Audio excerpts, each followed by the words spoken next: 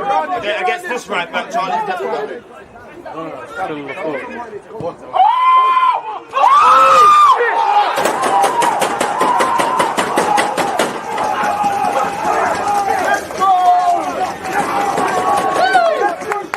People deluded, I'm back again. Come on, Ian. There's always just that active when defenders have been given like. There's always just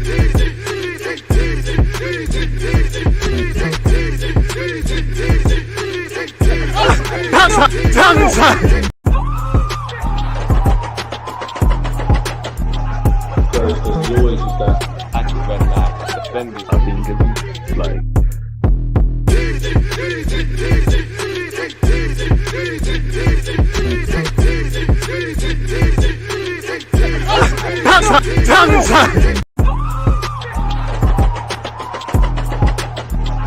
There's always just that active when defenders have been given like.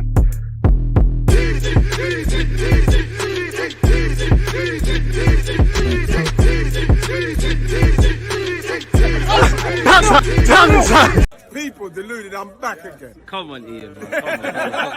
Come on, Ian, with an introduction like that. Shout out to you lot if you're on YouTube, Twitch, and actually Twitter now, because I see StreamYard let you do that. So I thought, let's play around with that. Again, people deluded, I'm back again. First things first, I hope you and your loved ones have had a great week. You're all in good health, all of that good stuff. If you're on Twitch, make sure you're following. Make sure you're following with Amazon Prime. If you're on YouTube, comment, subscribe. Most importantly, smash the like button. It helps our platform grow. I say ours because I might be the face of it and a handsome one at that, but you lot are the engine room. I'm Zidane, you man are Makelele. We can't coexist in it. Obviously, I have to be a bit more drip here and that. Again, hope you're doing well and safe. Any comments, questions, etc. Remember, it's an all interactive platform. I need you lot. In a moment, we're going to go through what's concerning Arsenal, just in the talking points and things. Actually, on that, I need to go into my DMs, because I'm sure you've all seen Julian Nagelsmann has been sacked. Mad thing. I heard he got sacked when he was on holiday and that. That's great. Life is great. See how deep life is. Bayern Munich are acting. They're just trying to have drama for no reason, man, really and truly, if I'm completely honest with you. You know, I got you through in the champs. I know there's been inconsistent performances and results across the, you know, the Bundesliga, and Dortmund are on their toes. But absolute mazza, boy. I can't lie. It's an absolute mazza. Where's all them talking points? And shout out to Fabrizio Romano, really. And apparently Thomas Tuchel is the new gaffer. I saw Fabrizio Romano tweet it initially. So let's go on Romano's Twitter and see what's there as well. Because as much as we like Arsenal in football, we might as well look at everything. Big up Tommy Tuchel. Obviously, this could mean Julian Nagelsmann to actually Chelsea if Graham Potter's there, and maybe actually Tottenham Hotspur. Again, all of a sudden, you have to become rubbish. Agendas have to agenda, really and truly. So, yeah, let's look at that in a bit. You should have taken the Bayern job. I don't know about that. Appreciate you, Chris. And all my YouTube members, appreciate you lot tuned in. You lot gassing me. Shout out Tans. Oh, American Gooners in the cut. Shout out to you lot over stateside, because you lot are 5 hours behind, and obviously other states, it can't be nice. Well, other North American territories, it can't be nice, really. You lot are just waking up, man. Hear that? He found out through Fab. DG, you see the news about Nagelsmann, Bayern are ruthless. Exactly. Hello, ruthless, broski. Again, if you don't know, if you've been under a rock, I can't imagine none of you know, but let's go on Fabrizio Romano's Twitter. Initially, the initial tweet was FC Bayern are seriously considering to sack Julian Nagelsmann. Decision being discussed internally. The club could fire him soon. Understand Thomas Tuchel, leading candidate to potentially take over. Now, that was the first initial tweet. Now, in the last hour, Tommy Tuchel will receive contracts in the next few hours to sign as new Bayern coach. Contract will be valid until June 2025, 2.5-year deal as expected. His first training session is on Monday. Tuchel didn't hesitate. He was the leading candidate and wanted the job. He was also linked with Real Madrid as well, people. There was rumors he was learning Spanish and all of that good stuff, people. Again, Bayern decided to act fast for Thomas Tuchel. He was an option for Tottenham and potentially Real Madrid. They did not want to pass out on their favorite candidate. Why is Nagelsmann out? Internal issues, player situations, and more detail. So you lost the players, really. As you can see, kind words from Loney at Bayern Munich, Cancelo. Apparently, Bayern had scheduled an official meeting to confirm to Nagelsmann that he had been fired. Crazy. Absolutely crazy. At least you'll get a fat compensation package, you know. It is what it is, people. I wonder why exactly they fired Donny, man. I guess we'll have to know. Nagelsmann's dismissal could cost Bayern up to 30 million euros in total. The coach earns an estimated 8 to 9 million euros a year. As long as he doesn't have a new club, Bayern have to pay his salary unless both sides come to an agreement. So a compensation package. I don't really care what Hansi Flick and Kimmich have said about it, people, but it's absolutely crazy because they're going to have to pay him that. They obviously paid a fixed fee of 15 million euros for Julian initially, people. So, yeah, a lot of bread's going to have to get run. Apparently, several assistants are walking out of the club. And he's someone that, he'll get offers, man. He'll get offers. And apparently, the general opinion is that with the exception, if we just read this, the bosses would have overlooked the lack of development of young players if the team had performed more consistently under Nagelsmann. They consider that the coach did not manage to get the most out of the team and see him mainly to blame. The general opinion is that with the exception of Jamal Musiala, who had already been introduced by Hansi Flick, no youngster developed into a regular player under Julian. And obviously you saw what he did with Gnabry previously. Gravenberch, who were brought in from other clubs, as well as homegrown talents Paul Wanner and Ibrahimovic, hardly got a chance. Nagelsmann placed more emphasis on results than on talent development. Julian did not fully lose the dressing room. The coach and big parts of the team were completely caught off guard by the news. Nagelsmann had important advocates in the team, such as Kimmich, but there were tensions and no harmony on a human level with some of the players. Nagelsmann worked a lot on tactics, but found it difficult to moderate the squad. The substitute players often complained about how Julian dealt with them. He wouldn't justify his decisions and would only speak to the established players. So again, as we know, player power, people management are as important as all the tactics you've got in the world, really and truly. It's absolutely peak, people. Absolutely peak for him, people. For what it's worth, apparently Bayern had to act quickly to get Thomas Tuchel. The latter rejected Paris Saint-Germain and only wanted Bayern or Real Madrid.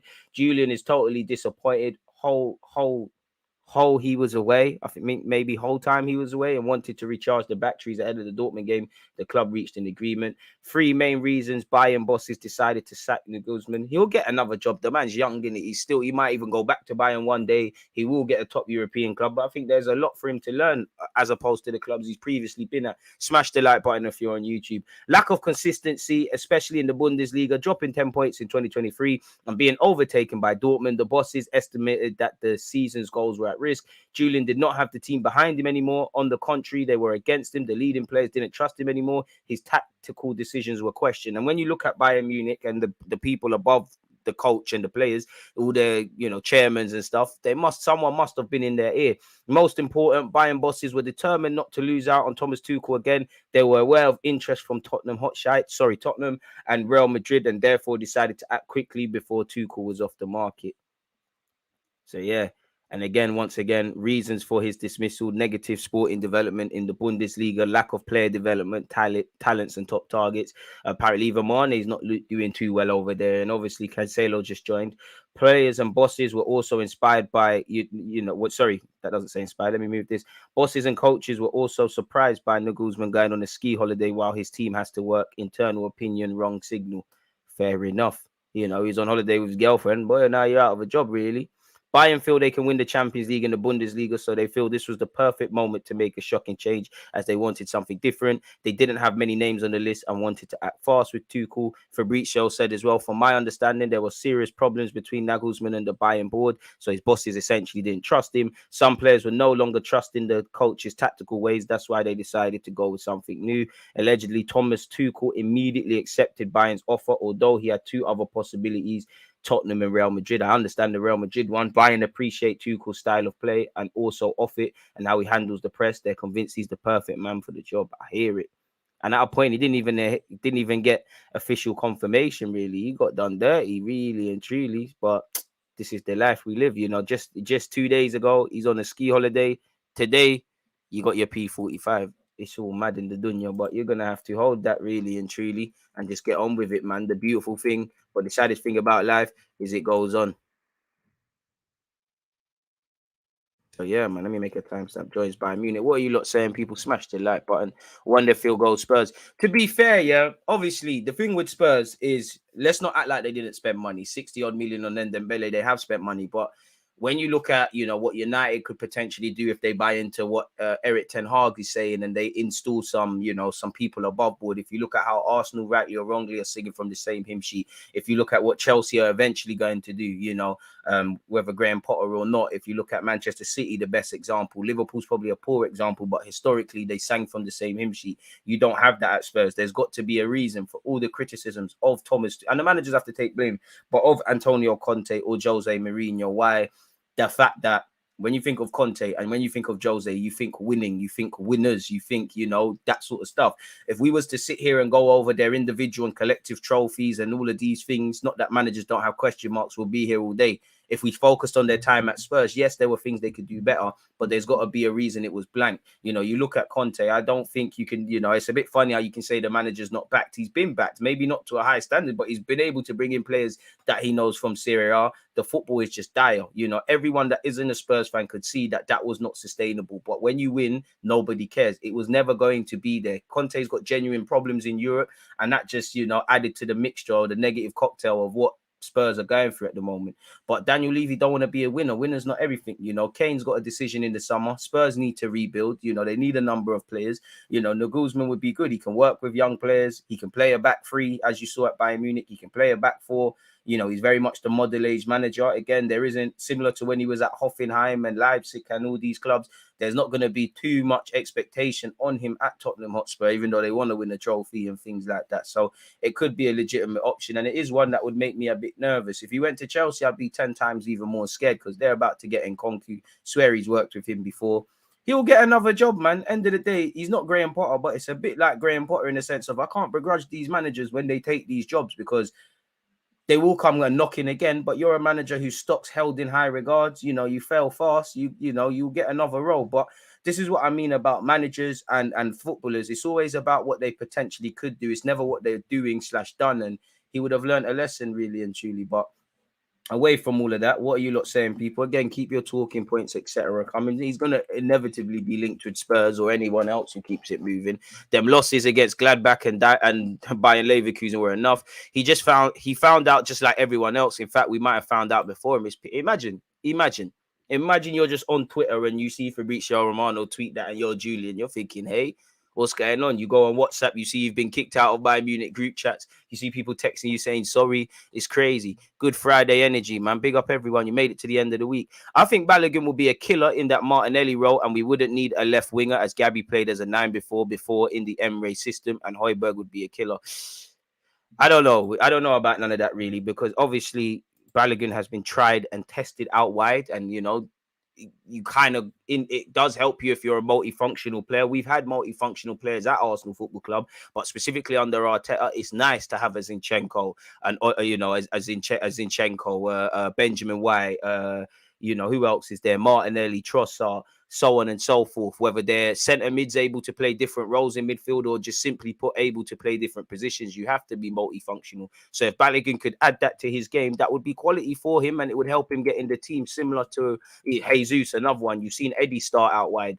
You know, it could help, you know, because in game you could occupy that position. But Balogun, for me, you're a striker. You know, as much as you got to reinvent yourself, so not everyone needs that. Balogun's a striker, really. So whether he can, you know, he's got the raw capacity to be a winger. I hear that, but he's a striker. So you're going to kind of cripple what's made him and got him to this point, really. So the man's a striker. Not everyone has to do the Trossard and the Martinelli thing. I think the man's just a forward. I would love to see it. It'd be easier for Arsenal. It means we could be a bit cute and clever, you know, and obviously it would further add to the wealth of options. If you look at the top of our formation, you know, the front three, we've got, you know, probably the left wing is where we've probably got the most options, really. If Smith Rowe is fit, you've got Martinelli, you've got Trossard, you've got Nelson. Obviously, some players can play anywhere. You know, Martinelli can play on the right, and obviously Nelson can. But if we're real with ourselves, as I said, bunch of options on the left-hand side. Right wing, it's only Saka, then maybe Reece Nelson. Fabio Vieira at a point was the second in command in that, playing as a wide sort of playmaker. Up front, you know, yes, you've got Balogun coming in, but he's irrelevant for this season, and there's an asterisk because we don't know if he's going to get an opportunity or not. So asterisk next to Balogun. Jesus, Eddie Nketiah second choice. Arguably, you know, Trossard's in the mix. You could argue Trossard is there now with what he's done and throwing in Martinelli. So I'm not sure. Balogun's got a serious decision to make because, again, not every attacking player is going to be on the bench. I don't know how much game time you're going to or not get. I don't know if Arteta deems that you're ready, because as much as it's great that you've got 17 league goals, and it's great, and that's what strikers need to do. He's coming back more confident, showing competency and ultimately showing consistency in that role. You got to remember, we're going to be in the Champions League next year, and it's a different ball game. And this is his. I would love him to get a chance, but this is his first season. He's kind of come to the fray. We need to remember he's not all the way there yet. Some people writ him off after Middlesbrough, hyping him now. We have to keep going, and there are going to be many testing periods. Look at Martinelli. He's bounced back from the disappointment of the Europa League, and I don't know how he never got nominated for Player of the Month in the Premier League, but you know, just the other day, people were saying, oh my God, Zinchenko is crippling how Martinelli plays. Martinelli needs to get dropped out the squad, this, that, and the third, really. So it'd be an interesting one. I think Balogun has to understand, as much as, you know, if life was fair, we'd have a lot less. You know, you have got some qualities that you can add to this team. I do like his mentality, whether he's better or worse than Jesus, Eddie, Trossard, whoever. He needs to believe he's as good as them, if not better, because then you're not going to get in the team. We need to remember that initially these lot will be ahead of you. I don't know how much football you will get in the first half of the season as well. You know, yes, we're in all comps. Yes, this stage of the season, you can see that I think all clubs with injuries and loss of key players and stuff, Arsenal specific, you can see that you can never have too many players, but there's only a certain amount of players on the bench. You know, if Eddie Nketiah was fit right now, I think it's between him and Reece Nelson for that last place on the bench, who would probably make it. So we'll have to see. And obviously, in a Mikel Arteta team, goals aren't necessarily the most important thing as a striker, because Jesus, even when fit, wasn't necessarily providing mad goals, but he was providing, you know, all the pressing, the intensity, that talisman stuff. I think because of the opportunities, you know, he would find himself in, and the positions he would take up on the pitch that provided a lot of space for elsewhere.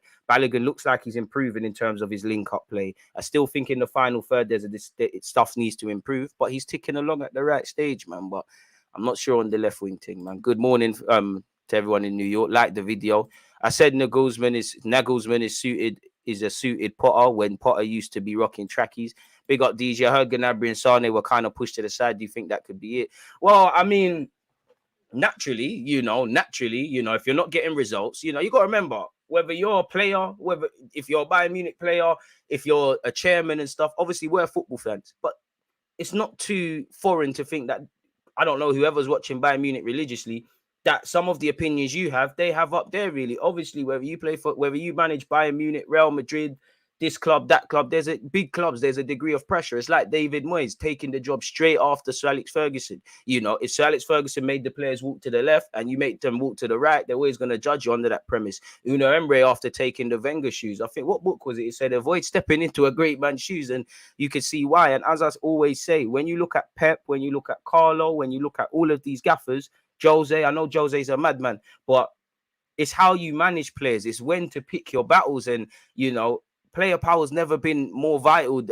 Players have never been as strong as they are, in my opinion, than today's day and age. Back in the day, you could give a player a hair dryer treatment. Now, all it takes is for them to talk to a couple of their friends in the camp, and if their friends in the camp don't feel you, it gets weeded out, really. And that's what Arteta had to do. Anyone that didn't fall in line, you need to get them out immediately, because it's going to spread like a virus. That is something that harmed them, Ray. Whether they're experienced or young players, everyone was taking a pee out of him, really. So he's probably learned a lot about people management. But if the starters, or what I would say, if the regular, smash the like button, if the regular starters are questioning your tactics, if certain players out of the team, they might legitimately not be in the team for a variety of reasons. But if the first team players don't believe in your tactics, if the squad players are not happy because they don't understand why they're not in the team, it's a recipe. The chairman's not convinced with you. It's a recipe for disaster, really. And obviously, Gnabry and Sane kind of fall into that. Who knows? They might get a new lease of life under Tommy Tuchel. Smash the like button, as Chris said. Following you on Twitter, lad. Appreciate that, bro. Listen, Julian was saying centre backs need Bluetooth headsets, man. He's a madman. Absolute madman. Craig, how you get fired on your day off? You're doing it dirty, man. You're doing it dirty. You're only as good as your last game. The rest will follow suit. Romero, Kulusevski. Kulusevski said he wants to stay there.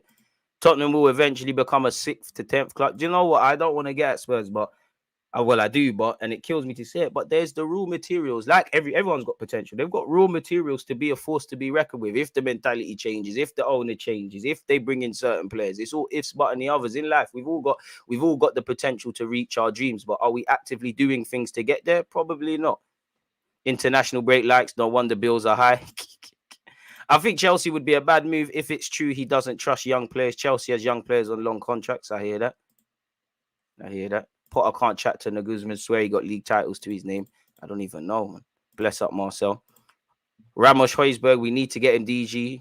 I think you mean he's going to be the next star. I've been watching Atalanta this season. He's been fantastic. Off topic, any word on Saliba's injury? Not to my knowledge. Not sold on Højlund just yet. I've been watching him since he joined Atalanta. He rarely scores in big games. I think he only has a goal against Lazio. Lots of cup competitions. Maybe look to loan again in Jan if we've not gone deep in them. And that's it as well. But at the same time, minutes are currency. And if I was Balogun, I would want to play. So if I was him, I'd have an honest conversation with Mikel Arteta. Where do you see me? What do I need to do? What do these players have? And then it's just a case of working in training and taking your chances. Like you've seen, Eddie had to be patient. To a degree, Nelson had to be patient.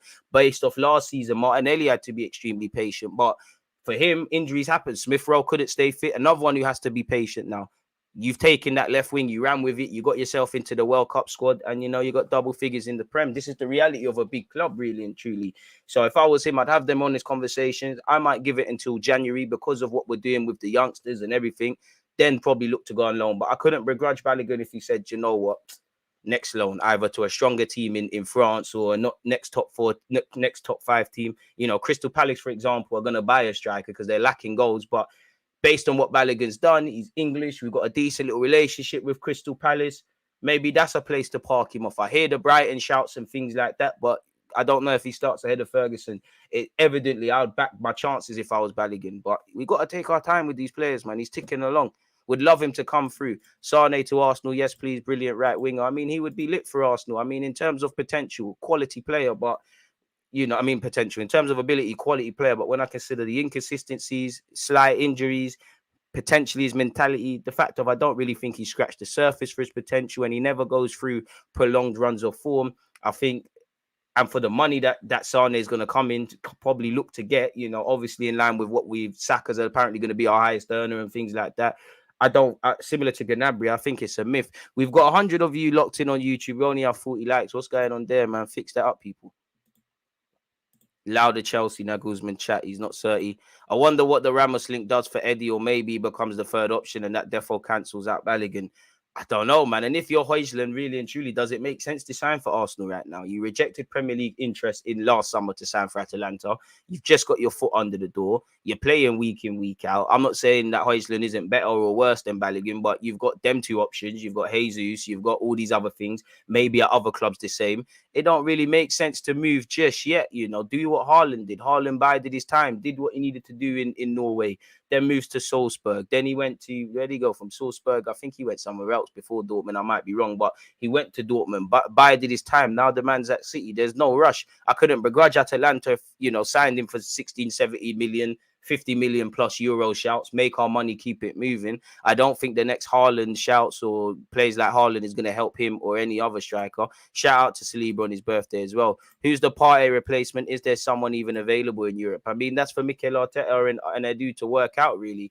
Partey still got a lot to offer, but he's 29, contracted until 2025. After we get through the 2023 contracts and 2024, you'd imagine Partey, Odegaard on paper, and any Balogun, for example, contracted until 2025. These are players on a whiteboard in London Coley offices that we need to assess. And obviously, with Xhaka and Partey, we need them for next season. We need that partnership for next season. But we also need different options, whether that's another 6 next to Xhaka or another 8 next to Partey or 2 other players, so that gradually, as time goes on, it kind of, if we was to sign Declan Rice and Caicedo, they might sign both of them. They might play straight away, but they probably will be squad options and they get the occasional chance. You want that to flip, gradually over time. You want Partey to kind of be that. You want Xhaka to kind of be that. And Xhaka's quite durable. Partey's managed to stay fit this season, but if they're not there, it's irrelevant. And we've been linked with a whole bunch of different sort of number 6s. The way Ruben Neves and Zubamendi play is probably a bit different to how Caicedo plays in that 6 role. We're going to get linked with players. The players we get linked with, the players we actually offer, and the players we actually sign are all going to be different things. But as I always say, come the end of the summer, I need to see a 6. I need to see an 8. Similar to last January, yeah, you saved wages and you didn't want to put down certain money for Vlahovic. That's cool, I understand it. I actually like the fact that, rightly or wrongly, whether it's been Mudryk, Vlahovic, right now it's like we counted our blessings. I like the fact that we haven't been quick to just pour money at things. But at the same time, last season, when we needed a goal, you couldn't go, yo, come on the pitch. You know, not that Chambers and Ainsley Maitland-Niles would have made us fare any better in our pursuit last year of top 4. But when you deep it, we let fullbacks go. We rocked up with Cedric. We found ourselves in a situation, respectfully to El Nene and Holding, where we had to rely on them in crunch games against Spurs and Newcastle, where they're not on it. This year, we learned our lessons. You can cry about João Felix, Mudryk, Caicedo, this guy, that guy in January until the cows come home. But whether you like Jorginho or not, we brought in Jorginho, we brought Trossard. Whether they had one foot out the door at their clubs or not, we made something happen. And not that I want to praise Spurs, but if you look at them last season, it's deeper than just signing new players. But they got Kulusevski, they got Bentancur. I don't know if they signed Romero in January. I stand corrected on that. But either way, they signed players and it gave them a boost. Similar to this year, Jorginho was giving us a boost, you know, in terms of how he's played, whether we've won, lost, or drawn. You know, I'd say the only bad game I've really seen from Jorginho was probably, you know, in the Europa against Sporting, and slightly that 45 minutes against Everton. It weren't rubbish, but he was moving a bit booky. Trossard's been a breath of fresh air. Initially, he was getting little man minutes, got a start in the FA Cup, did quite well in the win against Man United at the Emirates. Did you hear that, Tans? That's one for you, the win against Man United at the Emirates. And you've seen what he's been doing, you know, assist king at the moment, and he fits us like a glove. You wouldn't know Trossard signed in January. You'd think he'd always been here. Apparently, Partey has been interviewed again by the Five. All right, listen, I don't want to speculate on any of that. You know, if any of these things are correct, I think we all know what needs to happen to Donny. But even that makes the situation a bit techie and stuff. But I'm going to, you know, I'm just football done. I'm just going to stick to this. I'd be surprised if we make a big money striker signing. Charlie, big up yourself because you're always here. And I think I would as well. We're not going to turn into Chelsea and splash City money. And centre mid, defensive mid / left-sided centre mid in brackets need reinforcements. If there's an opportunity that is too good to turn down for Edu and Mikel Arteta and it's feasible, it would probably be a bit unfair to Jesus, even though he wouldn't have anything to worry about potentially Balogun and Eddie. But we have to be cruel to be kind. We want to win stuff or what? So I don't think we're going to go for a striker. I definitely don't think the Vlahovic's, the Osimhen's, this guy, that guy in the third. If you can get someone that can play out wide as well as up front and other positions, a bit like what you see with Jesus and completely different player Trossard, I think we'll look to do that. I would like a new striker for what it's worth. You know, I want the best of both worlds. Would love Balogun to get opportunity.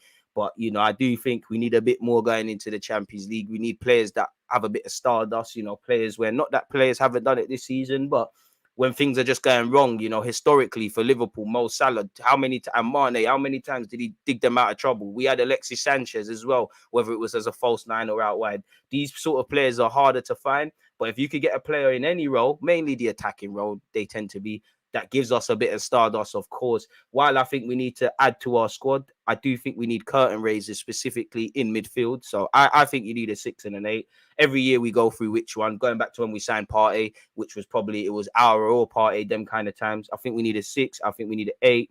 I personally would like a right back.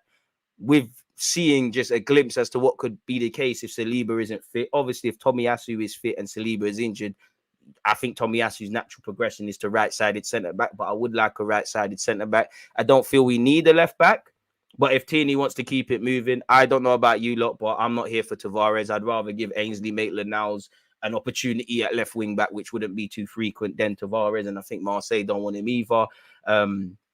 What else? It's not that we don't need anything. If Mikel Arteta wants more, fair enough, but I would say centre-mid has to be addressed, and I feel that's a disrespect to Partey and Xhaka because they've done well, but I just, you know, we've brought in long-term signings or players of good ages in the front options. Obviously, you've got Smith-Rowe, you've got, whether you rate these guys or not, you've got Saka, you've got Martinelli, you've got Smith-Rowe, you've got Fabio Vieira, you've got Odegaard, you know, you've got Martinelli, if I haven't made that clear, Eddie Nketiah as well, Balogun waiting in the wings. You've got Trossard at a good age of 28 or so. You've got a good 3 to 4 years with that in the squad. Defensively, Tierney's of a right age, assuming he stays. Zinchenko's of a right age. Ramsdale, Benjamin, Tomiyasu, even though he looks massively older, Saliba, Gabriel, and anybody else. When you start to look at our midfield, though, and I'm not talking about, you know, flirting with Fabio Vieira, Odegaard, Smith-Rowe, potentially playing as 10s or 8s, pure centre mid options. And what I mean by that specifically is realistically people that are going to be in the pivot behind Odegaard at this moment in time. There's not really much longevity there when you look over our squad, really and truly, you know. Again, I just because you're 29, 30 doesn't mean you can't add nothing and you've got a number of years. But, you know, Xhaka, Partey, they're of that age. El Nene, Jorginho. The one guy that probably is the exception to the rule is on loan, Lokonga. I hope he can come back and be an option. He's doing quite well at Crystal Palace. Shout out Eagle Eyed Football for Palace fans. Go and subscribe to them on YouTube. He said that when I did my preview for the Palace game, he said that Lokonga's doing quite well at Palace. But I wouldn't say he's laying down a marker. Obviously, it's difficult. But if I was to look at for me as a loan guys, looking at the guys that are on loan making noise, I think Charlie's making some noise at Blackpool. Let's take our time. Evidently, Balogun's making a lot of noise. I think of recent, the last couple of games before the international break, Ainsley Maitland-Niles, whether Southampton have won, lost or drawn, is doing his thing. Haven't really, when you watch the games, Lokonga's doing all right. Think he did all right against City. Think he did all right in the little man minutes he got against United. Think he's been, everyone was terrible. I think they played Villa. Everybody there was terrible. And he's showing his qualities, but it is what it is, really. I like Lokonga, but you're not really trusted to be a 6 at this moment in time. You probably look at this moment in time because you're a bit immature. You're probably better as an 8, and I'd back you like anyone, but I prefer what Xhaka is doing in the 8. I'd rather Vieira, Odegaard, Smith Rowe be groomed to play in that 8. I'd rather bring in the next 8. I'd rather, Partey you play as a 6.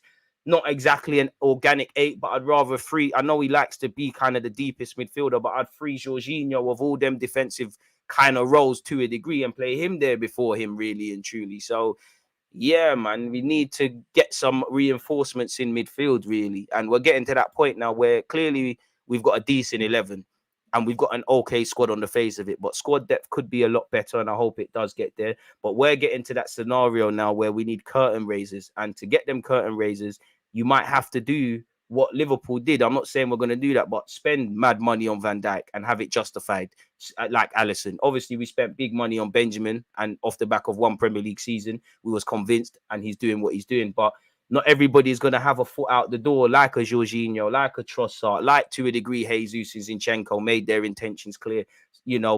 Best players are not necessarily available. Obviously, Dortmund, in theory, don't want to sell Jude Bellingham. They don't. Why would you want to sell Jude Bellingham? Or when they had Sancho or any of these guys? But they know he's a good player. We get him for a couple of quid from Birmingham. We're going to sell him for over 100 million quid. That's an offer we can't reject. It's a business at the end of the day, unfortunately. Nobody wants to sell good players. Nobody wants to sell good players in theory. So we're going to have, and good players typically aren't always available. We're going to have to make them available. And where Caicedo, Declan Rice, Joe Blogs, this guy, that guy, the third, all these guys we're linked with, and for other clubs, we're going to have to see in it. Savic is more of a creator. If he could up his defensive duties, he would be an insane player, though.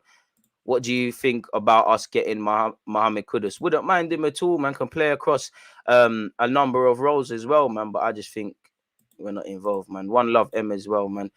Off topic, DG. Twitter has been going mad because of Partey. What's your opinion? I can't have an opinion, What is there to have an opinion? Obviously, if anybody's done allegedly what they're saying, then you shouldn't be alive, really, innit? We don't condone that, but until I see certain things, I don't really want to comment. I can't comment. I'm not a Fed. I don't know what happened. I'd say the first things first is to the alleged victim, assuming it is him. Thoughts and sympathies go with her, but it's a potential shitstorm, really and truly, if that is the case. And getting out of my club, if you did do that to kind of humor your speculation, is the least of your worries, bro. You shouldn't be able to even walk nowadays. We don't condone none of that, man. But moving on with this, I don't think 50 million euros would be enough. They sold Romero for 55 million, so I think at least 70 million.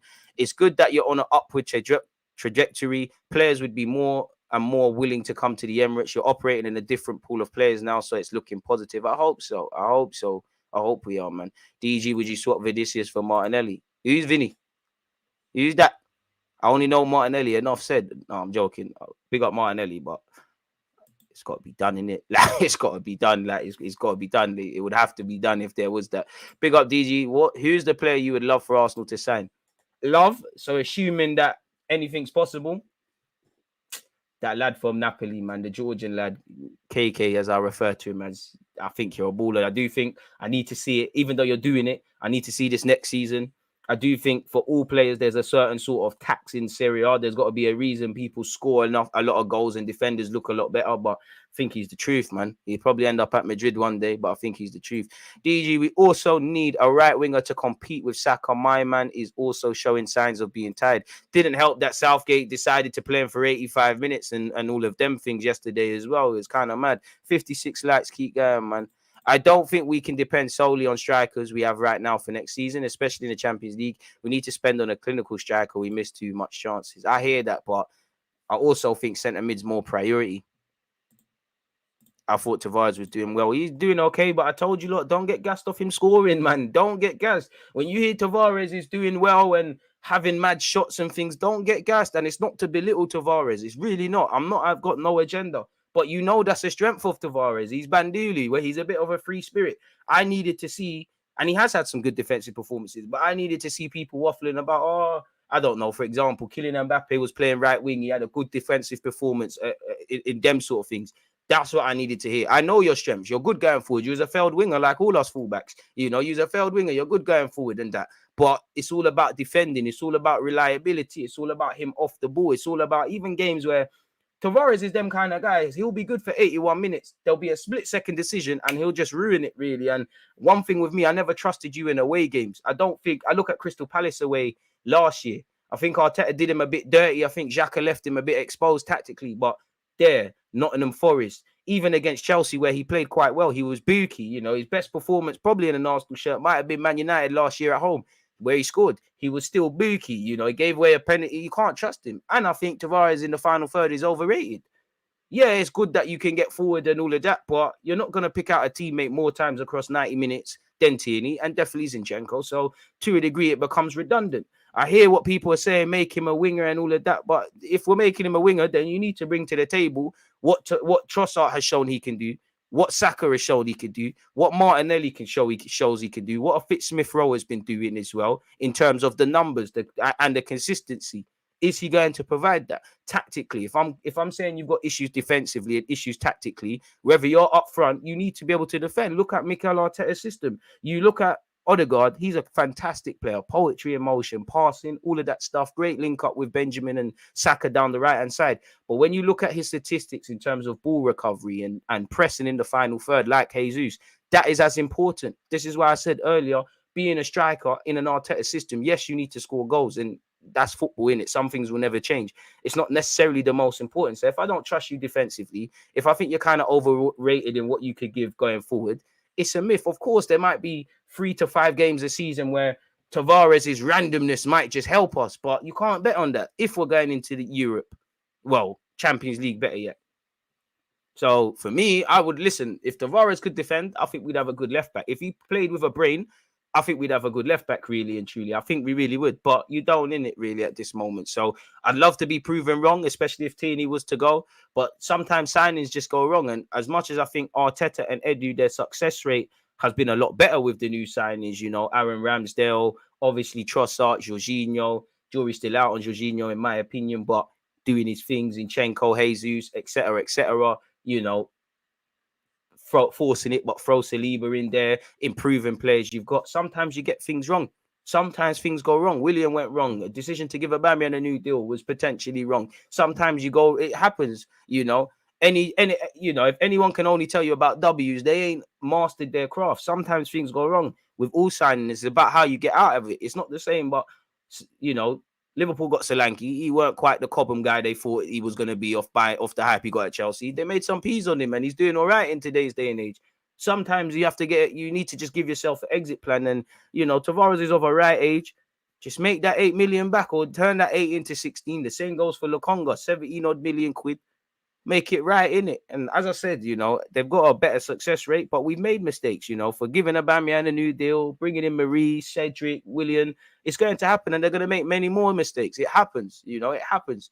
Every player that Ferguson brought in, Wenger brought in, Jose brought in, not everybody was a success. It don't work like that, you know. I don't even know at Madrid, whoever brought in Hazard, it didn't bang for whatever reason, whether it's the individual or the tactics or whatever, not everything bangs. Is what it is. Would you take a gamble on finally bringing Aouar? Might be your version of Fekir. You'd want more long-term signings to take over from Xhaka and Partey. I think I've given up on Aouar. I'm one of the last to give up, but yeah, I don't think it's that thing anymore, man. I think the boat's gone, man. It's sailed. 40 more likes until we have 100. Vieira is finished on earth. He deserves time. Bit harsh. Midfield needs to be number one thing to sort out. Right back and winger. Second, Sambi is all right, but I'd move him on, honestly. No one said get your pink paper. No one said get your pink papers and go. I hear it, man. Martinelli will soon replace Vinny in the Brazilian level. I don't know about that. And Mbappe, we'd love it. We'd love it. I'd love to go on a date with Beyonce and Kelly Rowland, but we can't always have that. It's good for Arsenal and Loz if you're watching. Let me stop. It's good for Arsenal if Tavares plays well, so we can sell him for good money. There you have it. Tavares would bang at Liverpool because of the lack of defending at their fullbacks. No, it wouldn't. It wouldn't. It wouldn't. It would absolutely wouldn't. I hear the angle, but Robertson can definitely defend. Trent is exposed, which I guess Klopp has to take responsibility, because if you know Trent is an elite fullback, but in the aspects of defending, he's not an elite defender, and you've left him exposed. You've got, Trent has to take responsibility, but also, Fabinho and probably, the centre back next to Trent have to take responsibility as well as Klopp. If Trent's going through that, and Trent definitely has more of a brain and a lot better defensively than Tavares, what do you think could happen over them sides? The only team Tavares would probably look half decent is City, because it's City, really. And even then, he might look mad. Watch Rice look good. Big up, John. Got to deal with Tavares and Lokonga. Arteta wasn't happy and has sent them out to improve themselves whilst being in the shop window. Marquinhos will help Saka as he plays too much. I mean, I hope Marquinhos can turn into a baller. You're doing all right at Norwich. Had a dream debut, goal and assist. Got an unnecessary red, not through any fault of his own. I think the ref must have got paid. But it's a wait or see thing, Clearly, for whatever reason, Marquinhos, you're not ahead. You was on the bench a lot of the times. You never played. You played in the Europa League, didn't really grab your chances. You're not ready right now. Nelson's probably just slight ahead of you. In your favor, you're signed for 3 million. Not everyone has to make it, really. I hope Tavares can become a madman and things, but if he becomes half decent and not quite what we need, you signed him for 3 million quid, turn that into 30. Sometimes guys don't have to make it here. And I'm not saying to sell everyone or not give anyone a chance, but in theory, let's just say, boom, Balogun's not good enough for Arsenal. 35, 40, 50 million, however good we're able to hustle, sell that. Lokonga, make your bread back. Tavares, turn that 8 million into 16. And anyone else that's on the peripheral, you invest that to players that can help us or take us to the new level. It is where it is. Tavares gets more shots off than Trent Alexander-Arnold. Yeah, but he can't pass the ball better than him. His positioning isn't as good as him. He's not as consistent as he is and things. My friend Jeff says we stole Odegaard from them. Kindly assure him we gave others for free. Who post Xhaka, Smith Rowe, or Rice? Well, it's probably more likely to be Rice. We didn't steal Odegaard. One man's trash is another man's treasure. Arteta and the boys did it right. You got Odegaard, showed him some love, got him on a loan, played the game a bit. It looked at one moment when we signed Odegaard permanently, he might go back to Madrid. He's come to us, 30 million quid of the right age. And it's, I think that's one of the most important signings Arsenal have made. And I do think he'll one day play in that Xhaka role. I think Odegaard hasn't even scratched the surface of his potential, if I'm real with you. I feel, he's doing a lot. He runs the show, but he could really run the show for Arsenal, really. I think he could really learn to control games. Obviously, everyone knows Odegaard's got potential, but when it comes to these Arsenal players, we tend to probably talk about Saliba, Saka, Martinelli a lot more when we talk about potential. I think people have discounted Odegaard. I've got a lot wrong, but I remember fighting Odegaard's corner in that loan spell when he joined in January, and it didn't really happen for him. The man's an absolute crazy player, and that's a very good bit of business. And I don't want to talk about resale, but it's probably naive to assume, he's 24, 25. He's not going to be here for 10 years. Hopefully we can achieve things, but if you tie down the Martinellis, the Sakas, the Salibas, the Odegaards, hopefully we can achieve things together and we can sell people for big money because, we finally got some players. Why couldn't they be sold for what Hazard went for one day, assuming they do things, or what happened with Coutinho? And just in general, crapper players are going for mad money. Sigurdsson went to Everton for 50 million. We need to start robbing teams. Somebody zanged us for Pepe, 70 odd million. Everybody's got zanged, Liverpool, Arsenal, United, Chelsea, City. Maybe not so much City, but we've all held L's. But I wouldn't say we robbed Odegaard. You didn't show him the love. We did what we needed to do, and it worked out. And there'll be plenty of other players being linked to Napoli. Who from Napoli? We're always going to get linked with these players, man. Tavares can't pass, doesn't have good ball control, isn't settled at all. He runs like a madman. Sell him now. If Madrid go for Bellingham, I wish Arsenal would put a bid in for Camavinga. I mean, Madrid would be smoking something special to depart with Camavinga, to have potentially Bellingham, Camavinga, Valverde, Tchouameni. I know Tchouameni's having a tough time with form. it'd be stupid. It'd be really stupid. That's your midfield kind of sorted, really, and there'll probably be a next one that comes in. Do you think we can get Tony when we win the league? I think you could sign Tony anyways, but he's going to be sold at a premium because he's doing quite well in the Prem. He means a lot to Brentford as well. I know Brentford have a good record with replacing and renewing strikers, or just players. They've shown whether he's a winger, but Ben Rama, Ollie Watkins, Neil Mupe, probably a next one that they can find these strikers and assess them, but they're going to have to do that.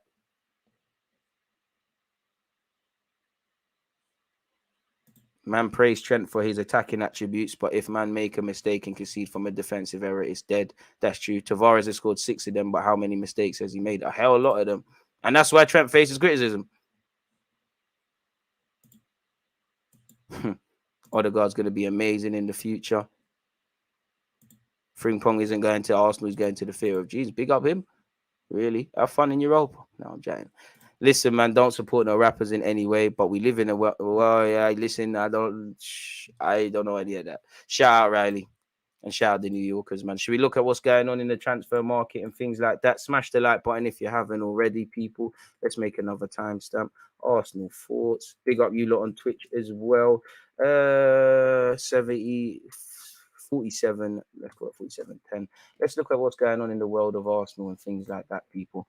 So yeah, share my screen with you lot. Smash the like button if you haven't. I don't know why. Big up my guy Giles. I don't know why I was looking at this, but Arsenal squad age compared to peak ages by position. As you can kind of see, as we already know, because we're doing this youngster thing, bar the obvious players like the Xhakas, the Jorginhos, the Parteys, and them kind of guys. A lot of our young players have barely scratched the surface, really and truly. I mean, it's a fancy graphic anyways. It's good to look at, really.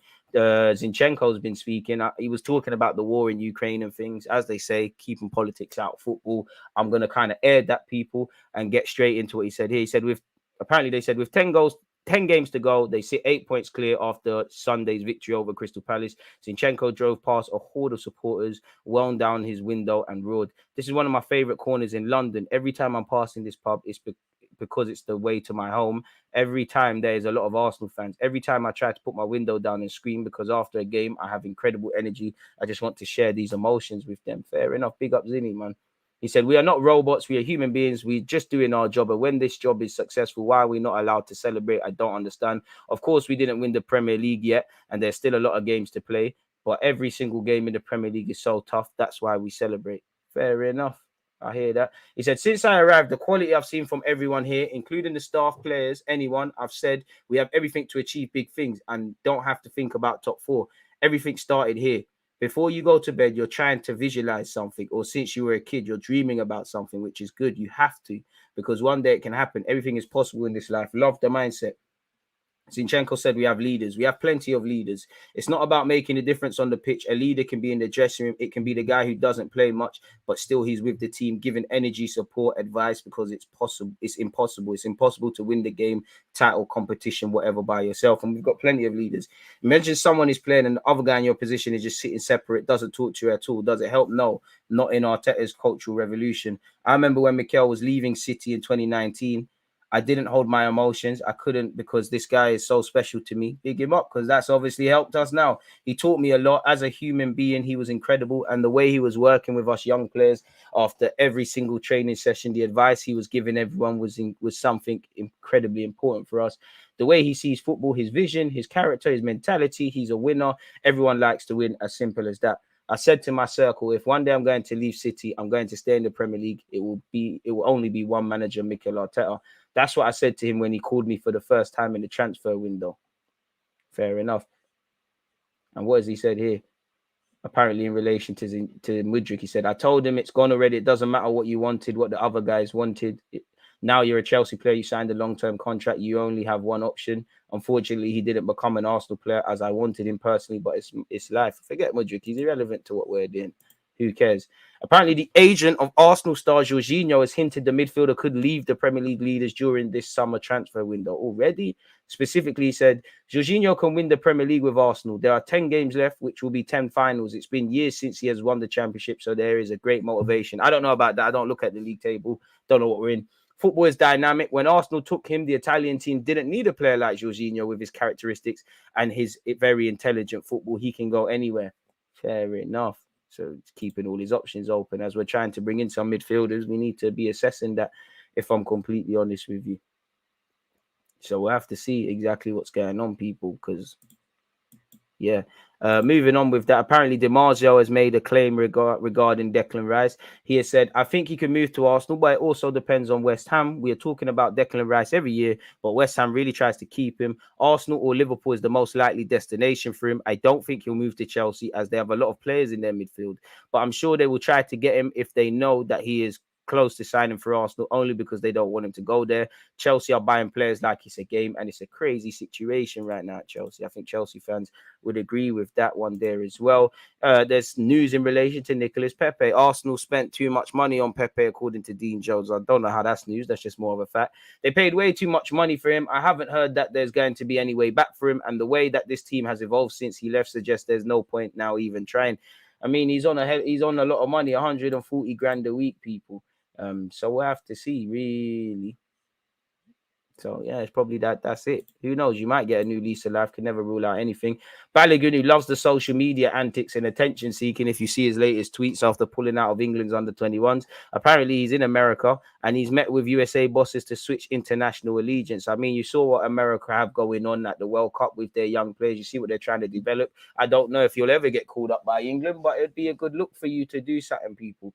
Apparently, you know, he's asked him, he said, as I said before, we've had dialogue, we've spoken. He's out here having a bit of a break and then some training. He's had some discussions. Pulisic and also Matt Turner have been talking him up as well. I think it's been good because it's an opportunity for us just to share our program, who we are and what we do. And that's it. I hope we get the chance to speak to him again. It's been good. And I know a few of the guys have spoken to him as well. As you know, he's got 17 goals in 27 league games, people. So I have to see what's going on there. He's played for England at youth level. I'm sure he's probably looking at it. But yeah, man. He's his under-21s manager at England said, you can't twist someone's arm to play for England. We know we can only make him feel as welcome as we can. We rate him highly. We've supported him when things weren't great. We called him into the 21s when he was playing for Arsenal's under-23s because I knew what potential he had. Fair enough. But yeah, no one knows anything in that regards. Allegedly, Rasmus Højlund could be Van Persie reborn. I don't know about that. I don't know how that helps us. But according to TUCHEL Atalanta via Sports Witness, Mikel Arteta has highlighted the young Dane as his prime target for the summer, with the North London outfit looking to provide competition for Gabriel Jesus. Allegedly, Newcastle are interested as well. He's drawn comparisons with Vlahovic and also Haaland. But let's see the actual article. Arsenal are about to compete for the signing of Atalanta star Rasmus Højlund, according to reports from Italy. The information is brought by TUCHEL Atalanta, who in an exclusive story talk about the Gunners' pursuit of the striker. Who knows? They might be linking him for all these clubs because you'd imagine he's in line to sign an improved contract at Atalanta as a minimum. It's said that Arsenal are willing to shell out 50 million euros to buy Højlund's talent at the end of the season. You saw him score 2-3 goals against Finland yesterday. The Gunners had many times been linked to Juventus striker Vlahovic this year, but according to the report, their decision to chase the Atalanta player means they have switched their focus for now. Arsenal should be aware that they are not alone in that race, since Newcastle United are also interested in Højlund and are keen on spending the 50 million euros as well. Atalanta spent 17.2 million euros to sign the striker from Austrian side Stuttgart last summer, and it turns out he's having a very good first season in Italy with 8 goals and 2 assists in 25 games so far. Let the guy develop. It's not exactly eye-catching stats. He looks like a fairly talented player. Ties in with what we're trying to do. But yeah, since Højlund is just 20, it's no wonder that other clubs are already looking at him. Obviously, we're monitoring him. And Premier League sides like Arsenal are clearly impressed with what he has shown today in Italy for them to be willing to spend so much on him so soon, people. What's going on here?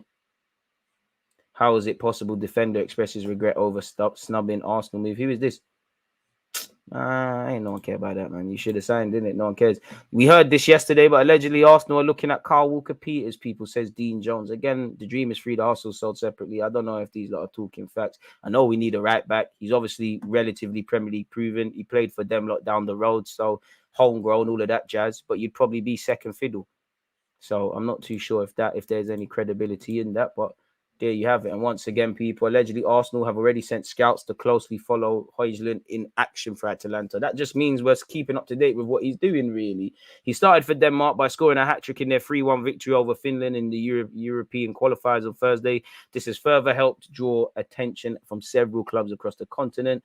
Tuchel Atalanta name Arsenal and Napoli as the clubs chasing the Denmark international as they're looking for an attacker, people. But if you ain't got 40 to 50 million euros, doesn't look like a conversation could start, people. And he got 3 goals. He has 14 in all comps this season. He was wanted by Southampton last.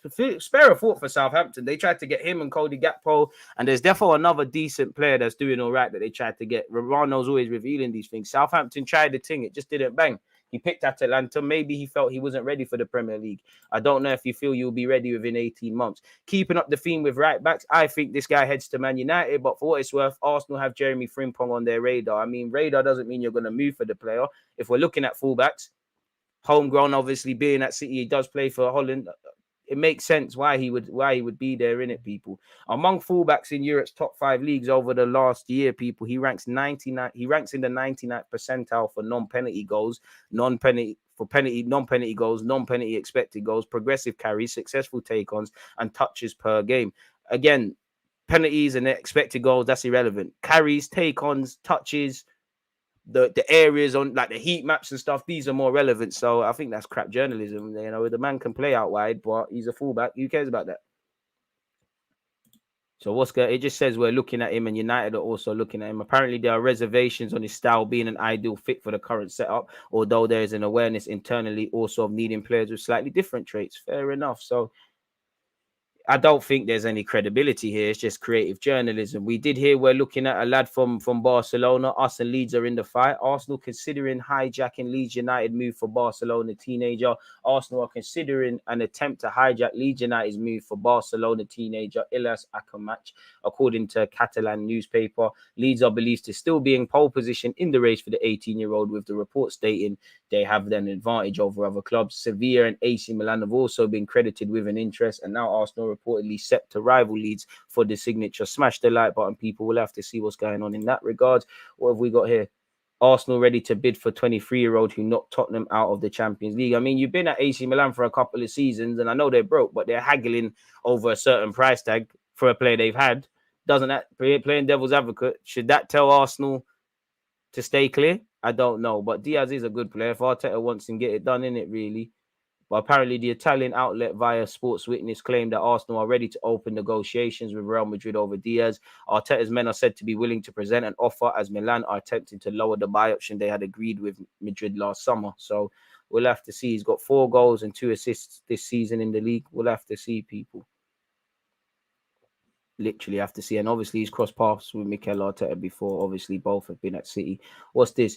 Again, Balogun, not really interested in that.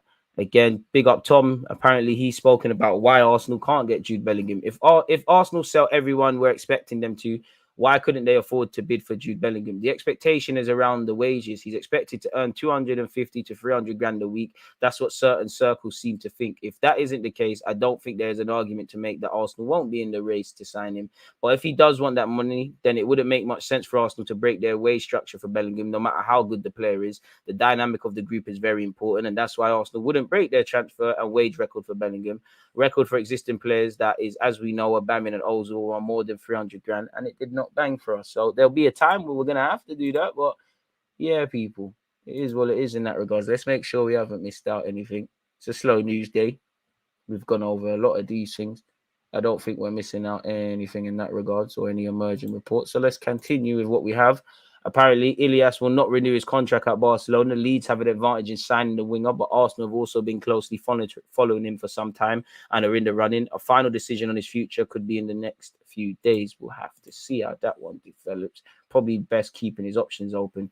Edu free to complete world-class Arsenal signing as Italians to cash in on 70 million star. Oh, yes, Milinkovic-Savic links again. Great. Arsenal reportedly on red alert with Lazio seemingly ready to cash in on midfielder Sergei Milinkovic-Savic in the summer. I just want to scroll down to what actually matters in this article. According to reports in the Italian media, Milinkovic-Savic is now very much interested in making a move to the Emirates at the end of the current season. Didn't want to join us last year. Now, according to The Sun, the Italian Giants are reportedly ready to cash in on the midfielder in order to sign Scotland international Lewis Ferguson. Milinkovic-Savic is a top player, and they come with big asking prices. I mean, he's contracted until 2024. I just think it's paper talk. If he wants to sign, well, why not? Arsenal would like to sell him. Player unlikely to stick around after loan return. Gunners not overly impressed. Dang. Arsenal would like to sell him. The Gunners bosses don't want to loan him for a second year in a row. He has 2 years left on his contract. He's loaned without a buy option, so he would normally return to London. Marseille haven't definitely made a decision. They haven't clearly said they want him to go, but that's the way it's heading. At the start of the season, he seduced the fans in the club. He's in a role where it's hard to find high-level players. The Arsenal bosses have the same opinion as Marseille ones. They don't see him as a reliable player. If Arsenal offer him around in the next transfer window and Marseille believe it's worth it, there might be something to work out. Marseille remain attentive, but the likelihood is a return to Arsenal. So we'll have to see really and truly what happens in relation to the 23-year-old Nuno Tavares. Well, once again, those are the reports coming out. Arsenal and Newcastle will have to pay 40 to 45 million for 14-goal star. Again, we've gone over Højlund, but it's kind of leveraging Newcastle's interest in the individual. This is in relation to Odegaard. This is just, he's got asked about his girlfriend. That's just some Bedina gossip thing. I don't really care about that. In relation, Joe Cole's been praising Declan Rice after his goal and performance against Italy. Good way to hit back at Roy Keane and all the critics and all of those things. Obviously, Højlund's performance yesterday got 3 goals in the 3-1 victory over Finland for Denmark. So there's that.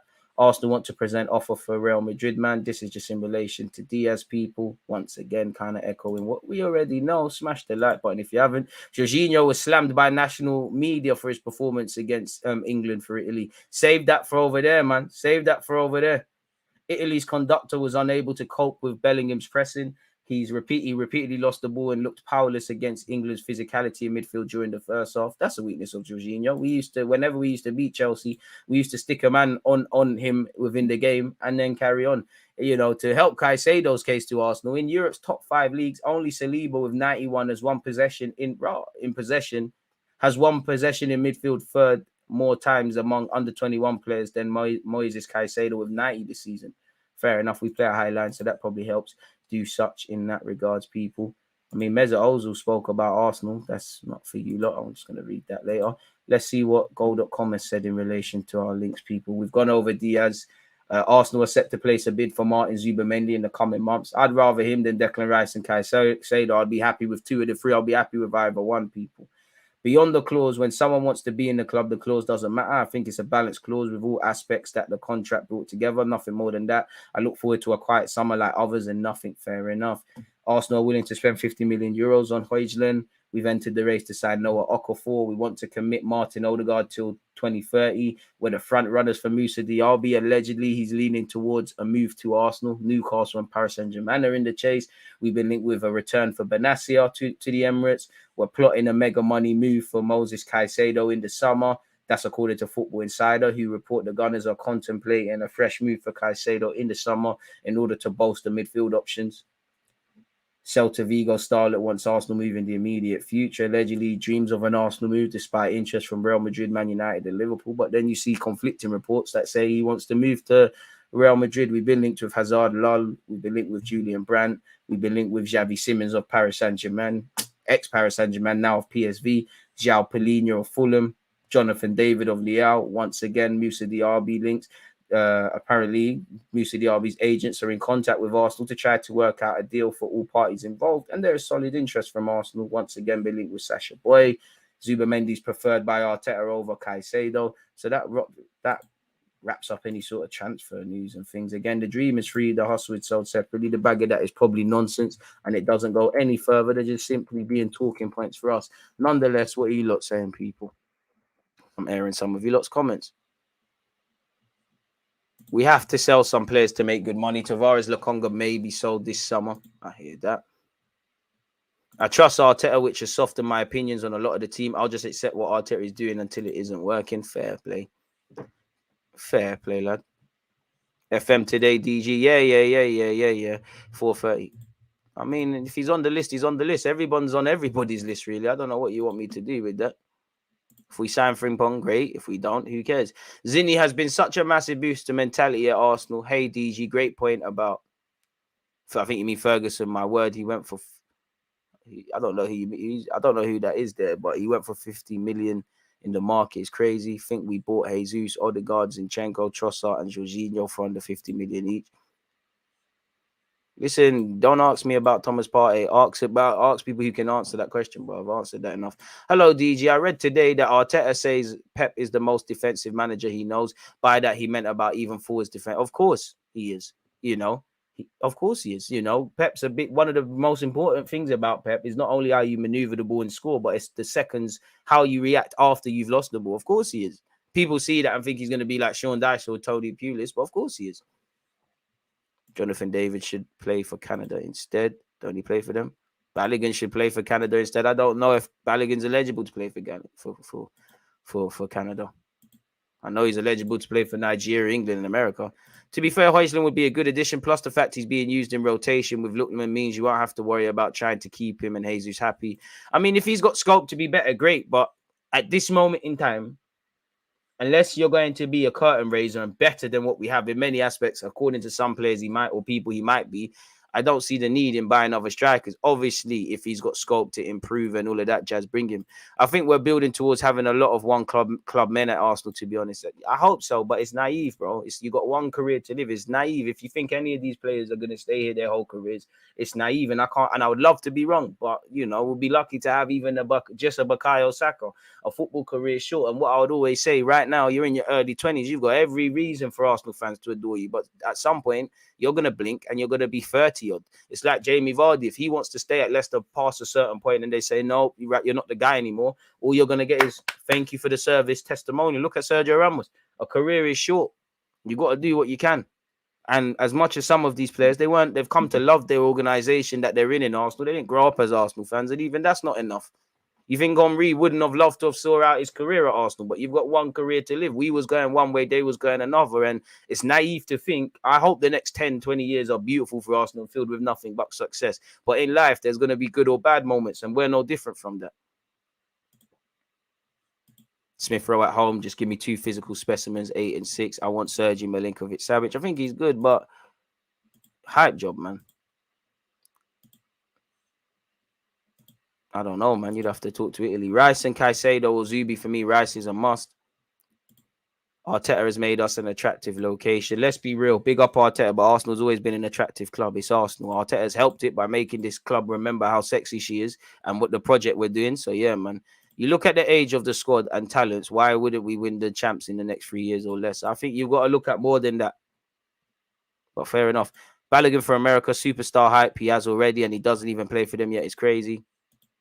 That boy is decent. I've watched a couple Gala games this season. Galatasaray, for anyone who don't know what he's referring to. He could definitely step up to Premier League level. I blinked and I'm 27 now. I hear that. Exactly. Vardy can't sit there and go, oh, I rejected Arsenal to stay here. Bro, it's your business. You got one career to live. And what I would say to every footballer, you know, you want, whether you've gone to a club and it ain't worked out or you've gone to a club and it is, you might as well take these chances. At the same time, it's not that deep. As much as, you know, you want to make it a success at things, what's the worst? You had a bad spell at a club, join a new one. You know, it's like Eden Hazard. His dream was to move to Madrid. Technically, he's won the Champions League and got to fulfill that dream.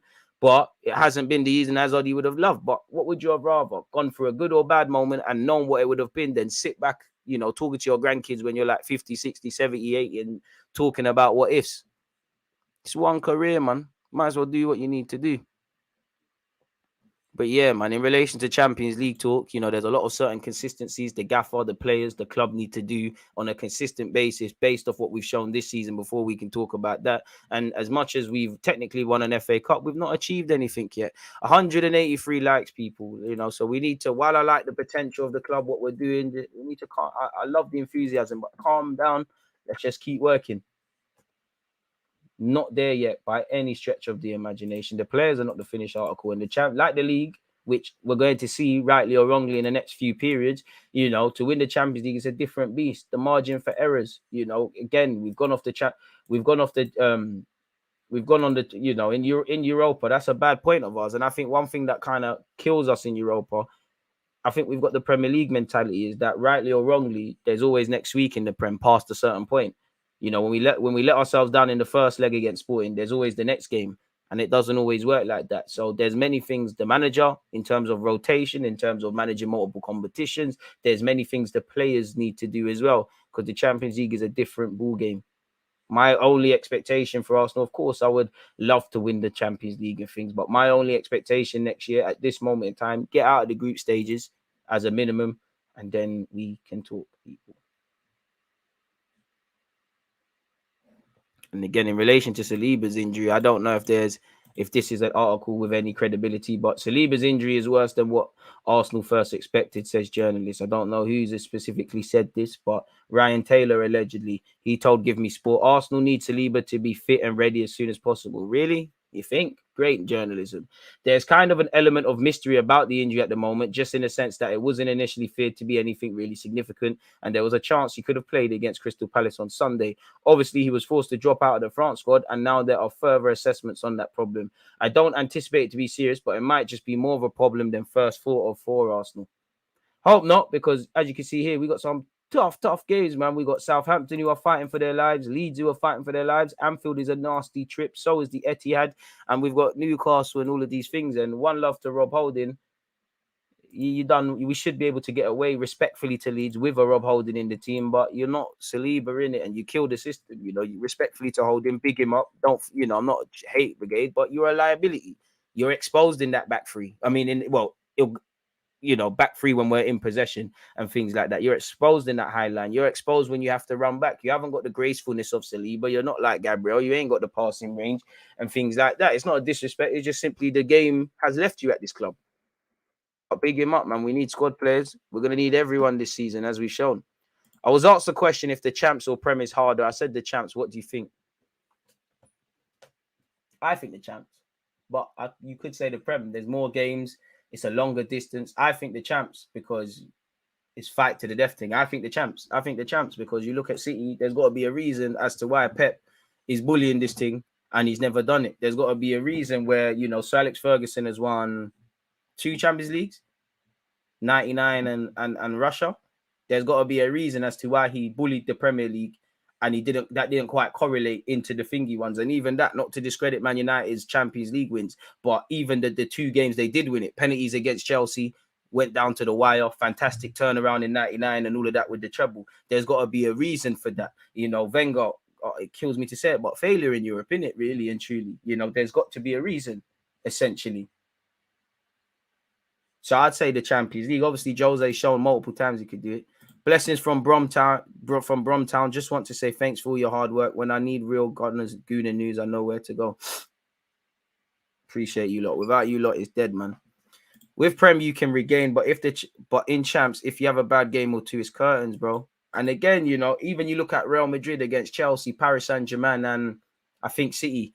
You know, there was times where they kind of fluked it and then they've turned it around towards the end. But you could flip it and say a couple of times Real Madrid have looked very good in the champs.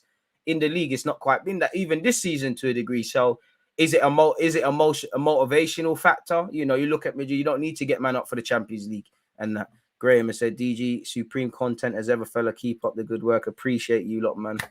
Without you lot, smash the like button. It's dead, man. Appreciate you lot. You lot are the engine. Without the talking points, etc., it's dead. But it's an interesting one. I don't think there's a right or wrong. I would just say, you know, to me, Pep, Ferguson, I don't care what no one says, Wenger, they're all in the same realm. You know, focusing on Pep and Ferguson bullied this country. You know, 2 of the best managers ever, shouts.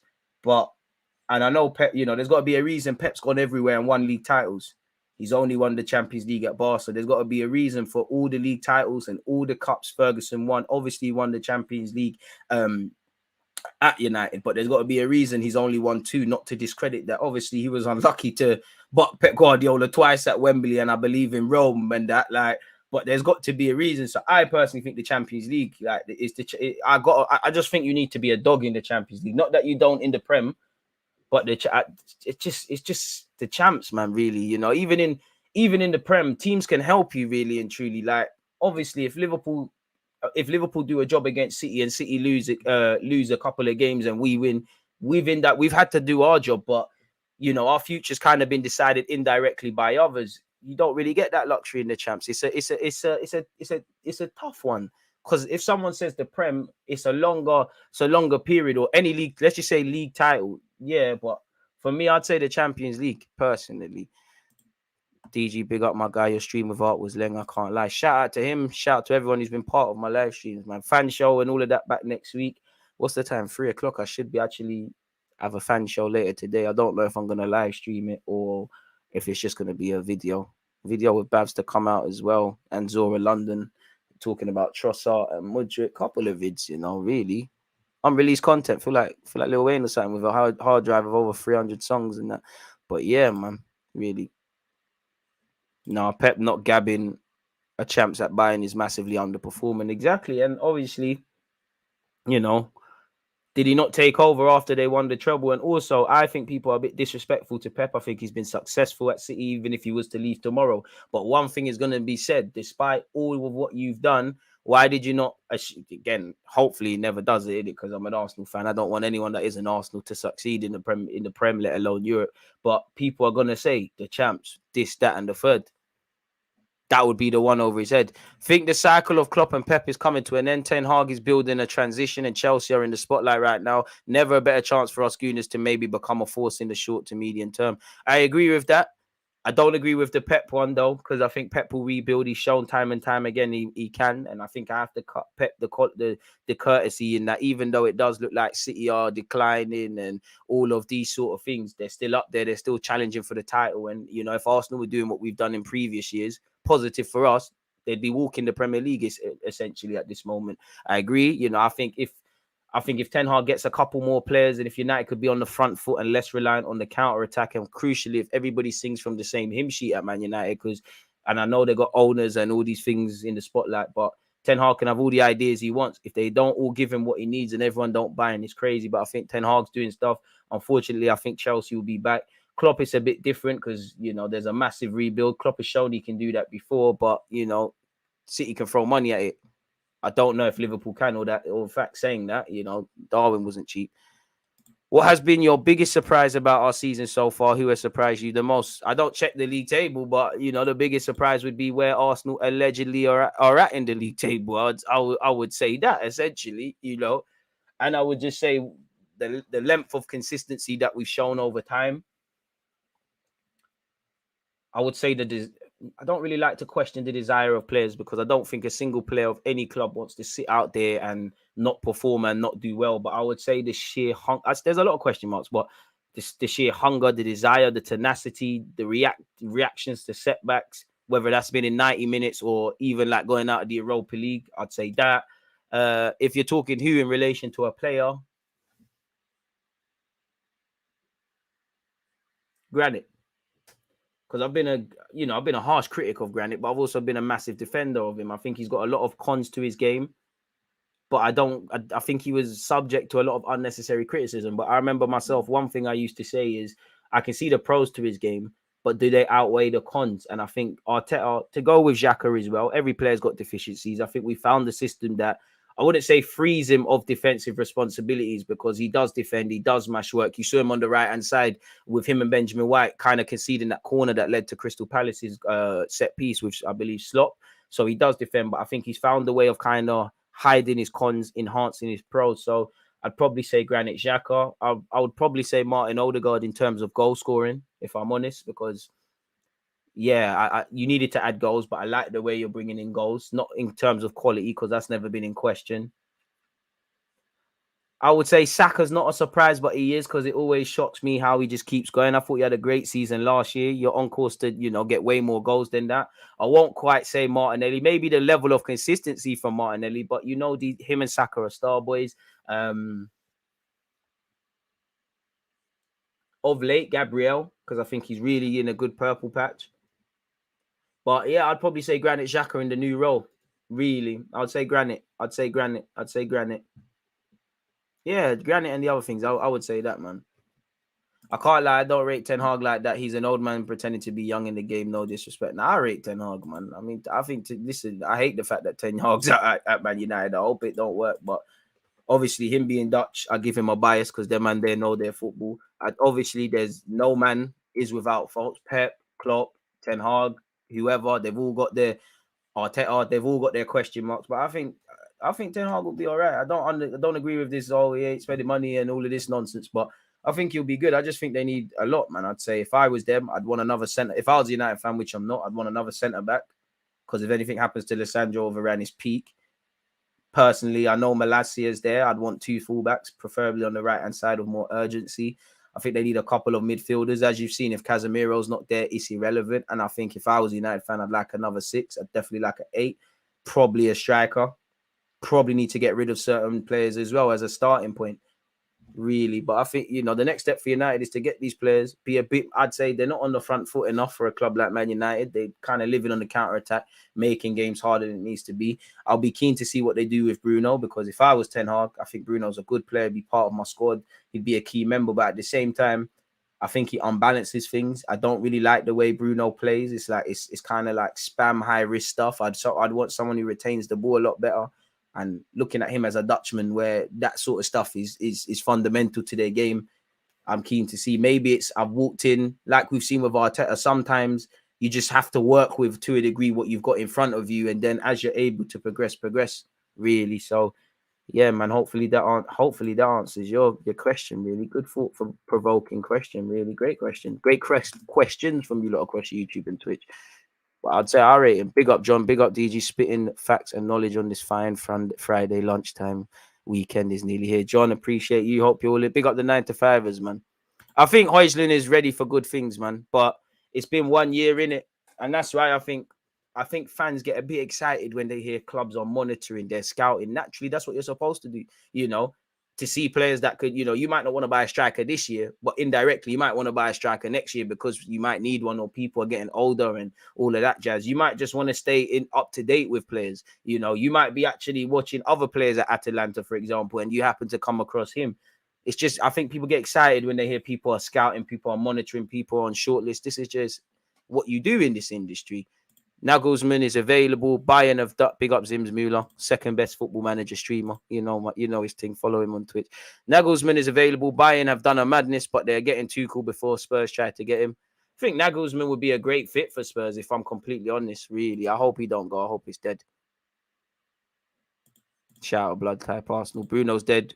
We should swap Odie for Bruno. Nah, and that's the thing with Bruno. He's on this high risk, high reward thing. Like, man will do 1 million. Like, with him, it's big risks. It's like just shooting for no reason. And I think he is in many ways. I think he's got an attribute of match winning. I like the scumbagness. I just don't know if I was Ten Hag, which I'm not, and he knows more about football than me, over a 38-game period, 90-minute games. I don't know if Bruno would be someone I'm betting on. That's why I could understand him off the left.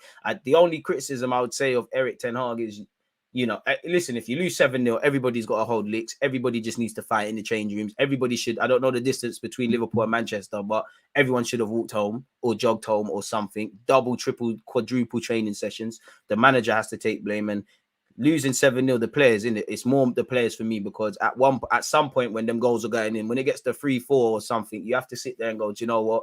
It's not been our day. We're going to hold licks. We've held banter, but it doesn't get past a certain point and everything went wrong. But I'd say one thing for me as a neutral watching that game, it was a bit naive. I think he realised this ain't the Eredivisie, regardless of where Liverpool were, because I can't remember it, but I'm pretty sure, you know, he had something like Weghorst in the 10, Bruno's out wide, Rashford's up front, you know, it's kind of square pegs in round holes, really. Could have moved them around and maybe it would have been different, but I don't know, man. But I wouldn't say he's dead. Van der Beek, more reliable. He shot that, man. He's soft. Rice looked brilliant yesterday against Italy. Arteta would turn him into a beast. Good signing for you lot. I hope so, man. And, you know, to go back to the Xhaka point, I've always said with Declan Rice, naturally, he's never going to be the most glamorous in it. He's never going to be the most glamorous in it. He's next to Jude Bellingham. There's Saka, there's Foden, there's Grealish, there's all these guys. No one is paying to watch Declan Rice. He's not a ticket seller. But I do think people act like the man can't pass a ball. He can't drive with a ball. He can't do certain things. And as much as I feel, if we sign Declan Rice tomorrow, for me, you're that 6 in it. You're fighting Partey or maybe playing with Partey or whatever. But when I look at someone like Granit Xhaka and how, obviously, Xhaka's a lot more better in the final third than Declan Rice. I believe he's a lot more all-rounded than Declan Rice because of the roles we've seen them play at their two clubs. But the way he's kind of reworked Granit Xhaka, and we've kind of seen a new light of Granit Xhaka, and he looks a completely different player. And he's, 28, 29. Surely you can get a tune out of Declan Rice. I'm not saying it's going to be like for like, but there should be. Caicedo or Rice, we can't afford both. Graham, I can't lie. It's one of them for me. I might say Rice today. Tomorrow I might say Caicedo. It's one where you got to buy both, really, you know. You got to buy both. I'm your Stardog now. I'm playing. With Caicedo, again, I do think there's more layers to his game, but I just think you're more of the 6 I want to see. You're just there to do your job, really. With Rice, the same. I really don't know, man. I think Rice, in theory, should be easier to attain purely because he's got 1 foot out the door and the contract and all of that stuff and the way Brighton work stuff. Either or, really. I'm inclined to believe Arteta more wants Rice based on reports because it seems like we're onto him. You know, we saw some reports when we was going through the transfer news that, you know, he prefers Zubimendi.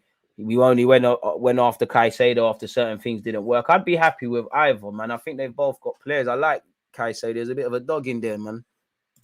McAllister would be lit. And did his Alexis McAllister, didn't his dad come out and say things? Obviously, previously, Alexis McAllister said, I want my new team to be in the Premier League.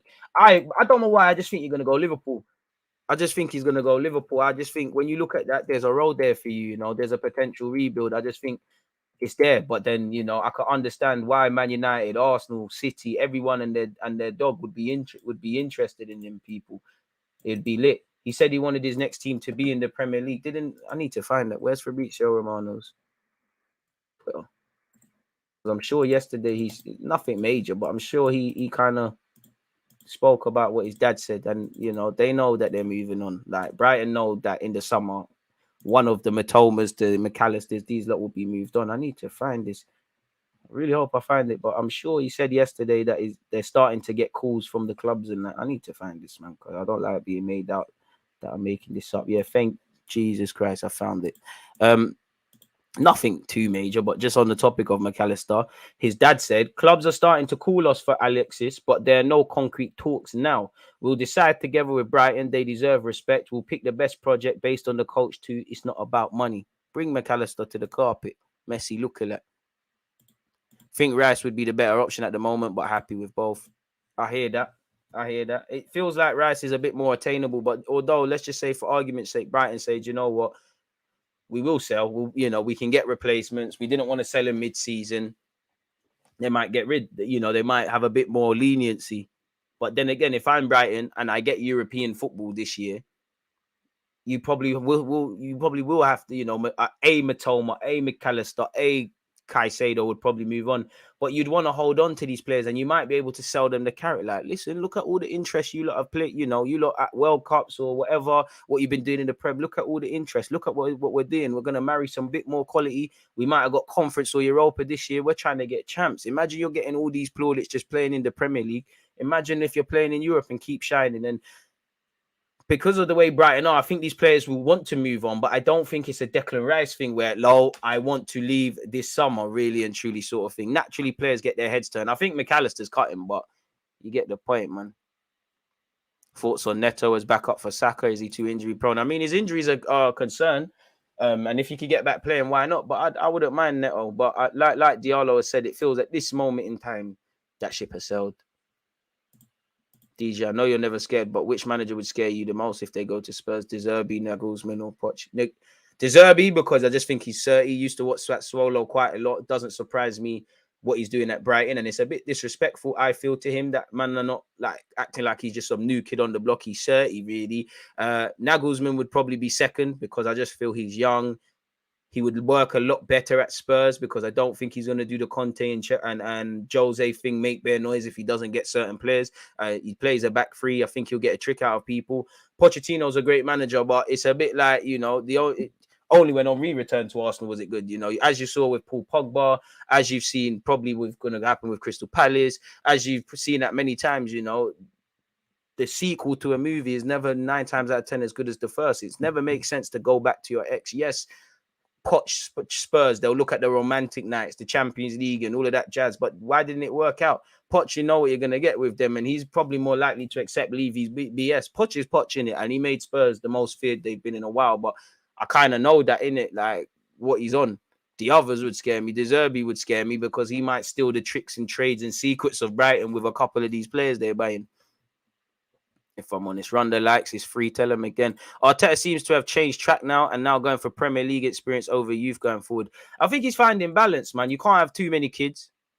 You can't have too many youth, man. I think he's finding balance, really, you know.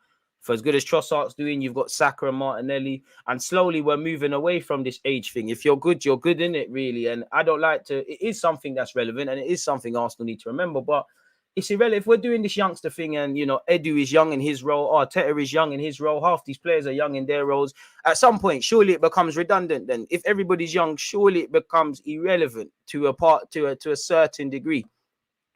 But we need experience, and that's why I think experience is overrated, but it can't be overstated, personally speaking, man, if I'm honest with you.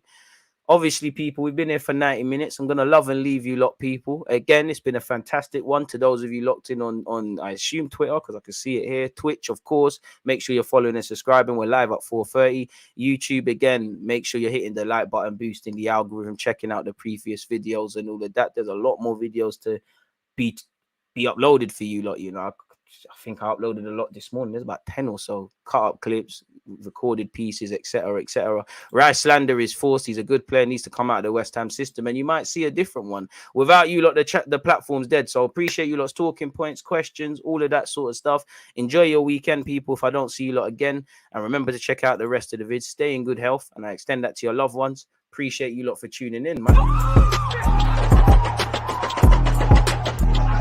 There's always just that active red flag defenders. I think it's like